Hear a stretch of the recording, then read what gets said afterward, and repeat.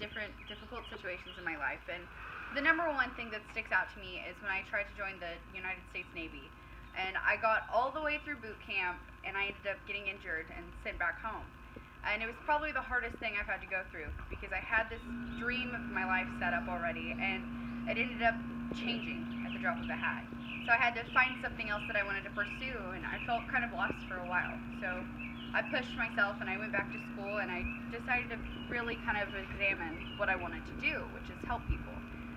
So I really desire teaching and working with kids and bettering other people around me. So that's why I'd really like to work in the state of Texas as a teacher. And I've noticed that working as a teacher in the Texas school district kind of would lead to a better environment and more stability for me and my family.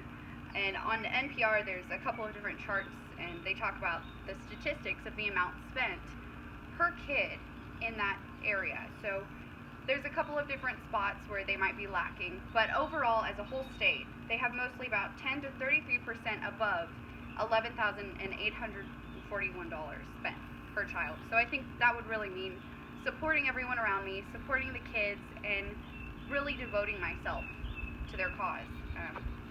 That really puts me on to what motivates me. And I'm motivated by the person that I am tomorrow and making tomorrow better than yesterday. And I think that it really just shows that I want to better everybody's lives around me and the kids, and I care more about everybody else than everything that I'm dealing with in the moment. And I think that it really just pushes me to be a better person, and I admire who I am 10 years from now. And so I think it'll, impact each part of my life, therefore impacting their lives as a result. The Texas Education Agency has shown that they're motivated by the lives and growths of students. They have a program called SPED, and it's a strategic action plan for special education. And it's shown on their website, and they've really been pushing for that to improve. And I think that's something that's really important to note, that the states as a whole coming together. And I think that also shows that they lead as a state. They decide to do something different in comparison to the states around them, and they're really pushing for that kind of education. Their STAR reports show that the average grade percentage statewide is 75% above the state grade level.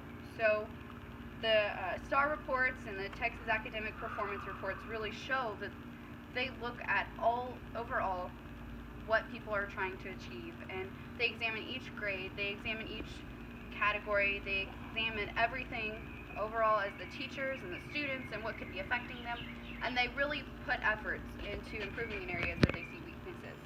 And I feel like I'm a leader and I'm a follower, and you have to know when it's right to be both, and when it's right to be a leader and when it's right to follow. And I think that's really important in the teaching business or industry or career, because you really need to know how to lead your students and maybe follow something that they really desire.